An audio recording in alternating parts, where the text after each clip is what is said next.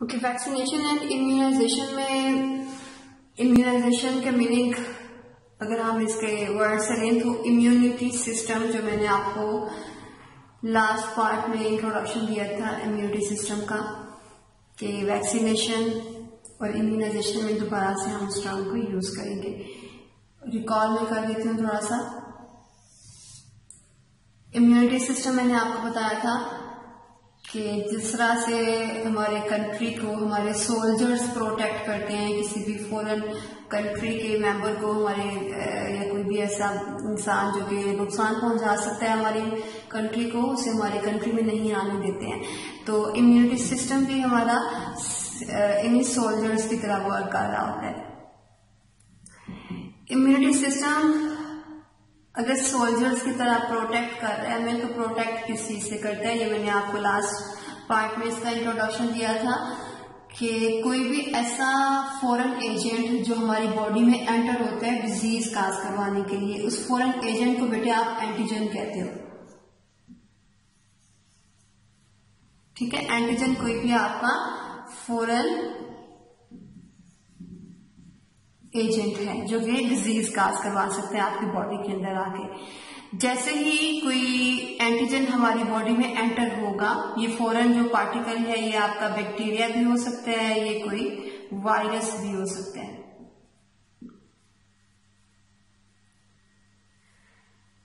Okay, सो immunity system क्या करेगा कि एंटीजन्स को रिकॉग्नाइज करेगा और रिकॉग्नाइज करने के बाद इनको किल करने के लिए एंटीबॉडीज की प्रोडक्शन करता है। सो एंटीजेंस फॉरेन सब्सटेंस है जो हमारी बॉडी में एंटर हुआ डिजीज काज करवाने के लिए, और इनको किल करने के लिए हमारे इम्यूनिटी सिस्टम ने जो प्रोटीन्स प्रोड्यूस की उन्हें आप एंटीबॉडीज कहते हैं।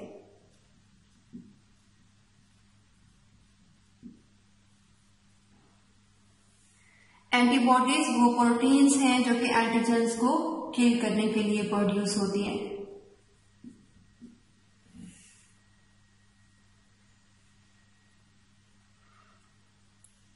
ओके, सो इम्यूनिटी सिस्टम, ये कॉन्सेप्ट मैंने आपको लास्ट लेक्चर में दिया था। वैक्सीनेशन एंड इम्यूनाइजेशन में आपने क्या करना है कि वो एंटीजेंस जो कि डिजीज काज करवाते हैं, हर एक डिजीज के लिए जो वैक्सीनेशन है वो फिक्स होती है। एक वैक्सीनेशन आप हर एक डिजीज के लिए यूज नहीं कर सकते। अब फॉर एग्जाम्पल यहाँ पे हम पोलियो की एग्जाम्पल ले लेते हैं। हम चाह रहे हैं कि पोलियो की वैक्सीनेशन करवाएं, तो पोलियो की वैक्सीनेशन के लिए हमें सबसे पहले क्या करना होगा, किसी भी पेशेंट से इसका काजेटिव एजेंट लेना होगा। वो वायरस जो कि ये डिजीज काज करवा रहा है वो आपने ले लेना है। सो काजेटिव एजेंट ले लेना है, इट मीन्स कि आपने एंटीजन को ले लिया यहाँ पे। ओके, सो पोलियो का काजेटिव एजेंट आपने एंटीजन ले लिया। एंटीजन लेने के बाद अब आपने इस पोलियो के एंटीजन को किल कर देना है। ठीक है, कंप्लीटली किल कर देना है आपने, या फिर इसे अटेनुएटेड कर देना है। अटेनुएटेड मीन्स कि आपने इसे वीक कर देना है कि ये डिजीज काज ना करवा सके।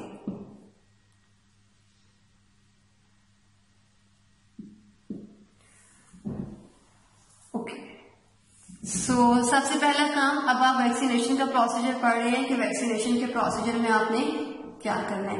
वैक्सीनेशन के प्रोसीजर को आप इम्यूनाइजेशन भी कहते हैं। इम्यूनाइजेशन क्यों कहते हैं, बिकॉज हम इसमें इम्यूनिटी सिस्टम को ट्रिगर करवाते हैं।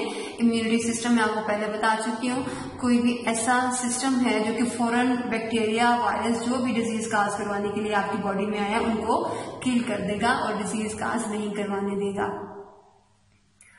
ओके, अब यहाँ पे आप फॉर एग्जांपल पोलियो की वैक्सीनेशन करवाना चाह रहे हैं, तो पोलियो की वैक्सीनेशन के लिए आपने इसका काजेटिव एजेंट ले लेना है। काजेटिव एजेंट को आप क्या कहते हैं, एंटीजेंस। एंटीजेंस जो भी आपने लिए हैं आप उसको दो तरह से ट्रीट कर सकते हो, या तो कम्प्लीटली उसे किल कर दो, या फिर उसे इतना वीक कर दो कि किसी भी लिविंग ऑर्गेनिज्म की बॉडी के अंदर अगर वो एंटर हो रहा है तो वो वहां जाके डिजीज काज ना करवा सके। ओके, अब यहाँ पे ये काम करने के बाद अब आपने क्या करना है कि अब आपने इस एंटीजन को जिसकी वैक्सीनेशन करवानी है, ठीक है, फॉर एग्जांपल यहाँ पे हम एक अली बच्चा है, उस अली की हम वैक्सीनेशन करवाना चाह रहे हैं। ओके, अब आपने इस एंटीजन को अली की बॉडी के अंदर इंसर्ट करवाना है किसी भी इंजेक्शन के थ्रू या किसी भी सिरिंज के थ्रू। अब इस एंटीजन्स को आपने अली की बॉडी के अंदर इंसर्ट करवा दिया है, लेकिन जो एंटीजन्स हैं वो लाइव नहीं है। लाइव मीन्स के वो जिंदा नहीं है, वो डिजीज काज नहीं करवा सकते। आपने इंसर्ट करवाने से पहले उसे दो तरह से ट्रीट करवा सकते हो, या तो उसे कम्प्लीटली किल कर दो या फिर उसे इतना वीक कर दो कि किसी भी बॉडी के अंदर जाए तो वो वहां जाके डिजीज काज ना करवाए। ओके, अब ये जो एंटीजेंस हैं आपने इंसर्ट करवा दिया अली की बॉडी में, ये जो एंटीजेंस हैं ये किल हुए हैं या फिर ये अटेन्यूएटेड है, ये वीक है। ओके, अब यहाँ पे आप जब इंसर्ट करवाएंगे तो अली का जो इम्यूनिटी सिस्टम है ये रिकॉग्नाइज करेगा कि इसकी बॉडी के अंदर कोई चीज एंटर हुई है, कोई एंटीजन एंटर हुआ है, लेकिन वो एंटीजन जिसे इसने किल करना था वो तो पहले से किल हुए हैं।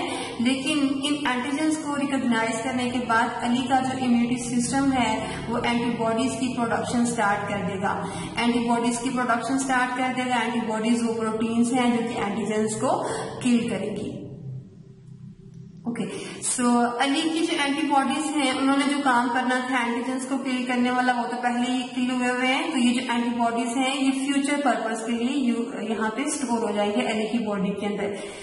फ्यूचर पर्पस के लिए स्टोर हो जाएंगे, इसका मीनिंग क्या है कि जब भी खुदा ना खास्ता अली की बॉडी के ऊपर कोई पोलियो का काजेटिव एजेंट, लाइव एजेंट जो कि डिजीज काज करवा सकता है और पावरफुल भी है, वो किसी भी सोर्स के थ्रू दाना हादसा अगर उसकी बॉडी के अंदर एंटर होता है तो उसकी बॉडी के अंदर पहले से एंटीबॉडीज मौजूद होंगे इस एंटीजन को किल करने के लिए। ठीक है, सो इसमें बेसिकली आपने क्या किया है वैक्सीनेशन के प्रोसेस में, जिसे हमने पोलियो की एग्जाम्पल के थ्रू एक्सप्लेन किया, यह आपका इम्यूनिटी सिस्टम का कॉन्सेप्ट था। सबसे पहले फॉर एग्जाम्पल आप पोलियो की वैक्सीनेशन करवाना चाह रहे हैं तो आपने उसका काजेटिव एजेंट सेपरेट कर लिया। काजेटिव एजेंट सेपरेट करने के बाद आपने उसे किल किया या फिर इतना वीक कर दिया कि वो डिजीज काज ना करवा सके। किसी भी लिविंग ऑर्गेनिज्म की बॉडी के अंदर आपने उसे इंसर्ट करवा देना है। इंसर्ट करवाने के बाद अली का जो इम्यूनिटी सिस्टम है वो ट्रिगर हो जाएगा, वो किसी भी एंटीजन को रिकॉग्नाइज करेगा और रिकॉग्नाइज करने के बाद उनको किल करने के लिए प्रोटीन्स प्रोड्यूस करेगा, एंटीबॉडीज प्रोड्यूस करेगा। बिकॉज वो एंटीजन्स पहले से किल हैं तो ये जो एंटीबॉडीज प्रोड्यूस हुई हैं ये फ्यूचर पर्पस के लिए स्टोर हो जाती हैं। फ्यूचर पर्पस के लिए स्टोर हो जाती हैं, इसका मीनिंग क्या है कि अगर फ्यूचर में कभी भी कोई लाइव पोलियो का वायरस अली की बॉडी के ऊपर अटैक करेगा तो ये एंटीबॉडीज उसकी बॉडी के अंदर पहले से ही मौजूद होगी और उस एंटीजन को डिजीज काज नहीं करवाने देंगी और उसे किल कर देंगी। ओके, सो ये वैक्सीनेशन का प्रोसेस था जिसे आप इम्यूनाइजेशन भी कहते हैं। ये 6th चैप्टर में इंशाल्लाह डिटेल के साथ हम दोबारा पढ़ेंगे इसके बारे में। Okay, so vaccination and immunization के बाद जो लास्ट सर्विस डिजीज को कंट्रोल करने के लिए बायोलॉजी हमारे लिए कर रही है वो है ड्रग ट्रीटमेंट और जीन थेरापी। ड्रग ट्रीटमेंट और जीन थेरापी में आपने क्या करना है, अब दो तरह के प्रोसीजर्स यूज करते हैं, रेडियोथेरापी एंड कीमोथेरापी, किसी भी डिजीज पार्ट को सेपरेट करने के लिए। ठीक है, सो दो तरह के आप प्रोसीजर्स यूज करते हैं। फर्स्ट वन इज रेडियोथेरापी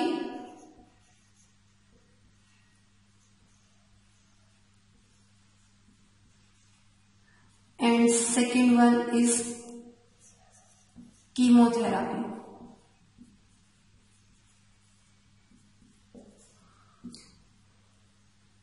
इन दोनों का मीनिंग क्या है, डिजीज कंट्रोल में फर्स्ट आपने प्रिवेंटिव मेजर्स पढ़ी, फिर आपने वैक्सीनेशन पढ़ी। प्रिवेंटिव मेजर्स में आपने देखा कि आप किसी भी डिजीज के होने से पहले उसे प्रिवेंट किस तरह से कर सकते हैं। वैक्सीनेशन में आपने पढ़ा कि आप किस तरह से डिजीज को कंट्रोल कर सकते हैं कि वो आपकी बॉडी के ऊपर अगर कोई पॉजिटिव एजेंट अटैक कर रहा है तो आपकी बॉडी में एंटर होने के बाद वहां पे डिजीज का आसान करवाए। फर्स्ट में आपने देखा कि पॉजिटिव एजेंट को आप एंटर होने से प्रिवेंट किस तरह से कर सकते हैं। सेकंड में आपने देखा कि अगर एंटर हो जाता है तो पहले से ही आपने उसको किल करने के लिए अपनी बॉडी में इंतजाम किया हुआ है उसका। थर्ड जो है ड्रग ट्रीटमेंट, इस केस में फर्स्ट 2 केसेस में आपने डिजीज को होने से रोका है। थर्ड केस में अगर आपको डिजीज हो गई है तो डिजीज होने के बाद आप उसे क्योर किस तरह से कर सकते हो। दो तरह के आपके पास प्रोसीजर्स हैं, रेडियोथेरापी एंड कीमोथेरापी। कीमोथेरापी में आप कोई भी केमिकल्स यूज करते हैं,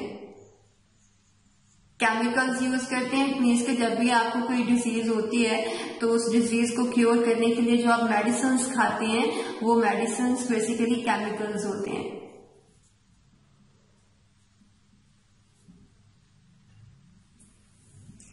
ठीक है। सो अगर आपको डिजीज हुई है और आप केमिकल्स में इसके मेडिसिन खा रहे हैं और इसके थ्रू अपनी डिजीज को क्योर कर रहे हैं तो ये आपका कीमोथेरेपी है। रेडियोथेरेपी में आपने क्या करना है कि जो भी आपका डैमेज्ड पार्ट है उसे आपने रेडिएशन के थ्रू डिस्ट्रॉय कर देना है। जो भी आपके सेल्स फंक्शनलेस हो गए हैं, जो प्रॉपर काम नहीं कर रहे हैं, आपने सबसे पहले उसका एरिया डायग्नोज करना है और एरिया डायग्नोज करने के बाद आपने उसे रेडिएशंस के थ्रू उस पार्ट को किल कर देना है। ये दो प्रोसीजर्स आप उस केस में यूज कर रहे हैं अगर आपको डिजीज हो गई है। फर्स्ट 2 केसेस आपने यूज किए किसी भी डिजीज के होने से बचने के लिए। थर्ड बार आप यूज कर रहे हैं उस केस में जब डिजीज हो गई है तो उसे आप क्योर किस तरह से कर सकते हैं। रेडियोथेरेपी एंड कीमोथेरेपी में आपने मेडिसिन यूज की और रेडियोथेरेपी में आपने रेडिएशन के थ्रू किसी भी डिजीज पार्ट को सेपरेट किया। थर्ड जो आप प्रोसीजर यूज कर सकते हैं डिजीज को कंट्रोल करने के लिए वो है जीन थेरेपी।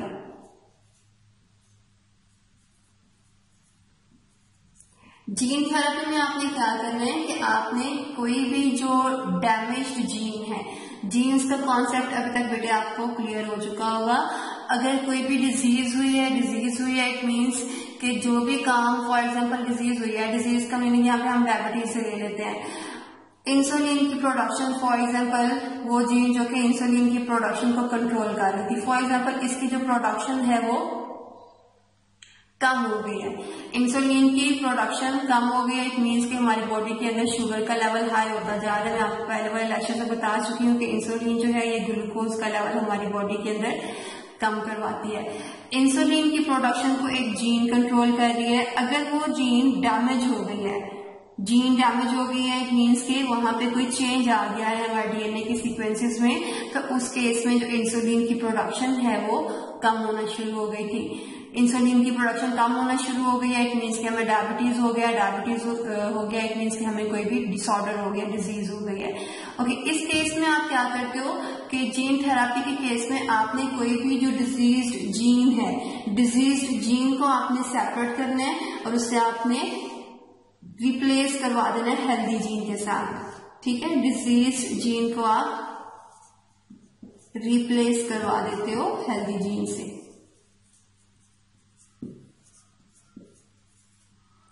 इसका बिकॉज प्रोसीजर नहीं है आपके बुक में तो हम यहाँ पे डिस्कस अभी नहीं करें, लेकिन जस्ट आपका इंट्रोडक्शन बताया हुआ है कि कौन कौन से ऐसे वेज हैं जो कि आप डिजीज को कंट्रोल करने के लिए यूज कर सकते हैं। फर्स्ट आपने रेडिएशन के थ्रू डिजीज पार्ट को किल कर दिया। सेकंड आपने मेडिसिन यूज की और जो भी आपका डिसऑर्डर था उसे क्योर किया। थर्ड आपने जो डिजीज जीन है, जीन मीन्स के जो भी डिजीज हुई है वहां पे जीन अपना वर्क करना छोड़ गई है उसे आपने रिप्लेस करवाया हेल्दी जीन के साथ। ओके बेटे, ये आपकी सेकंड सर्विस थी। फर्स्ट आपने फूड प्रोडक्शन किस तरह से एनहांस कर सकते हैं वो देखा।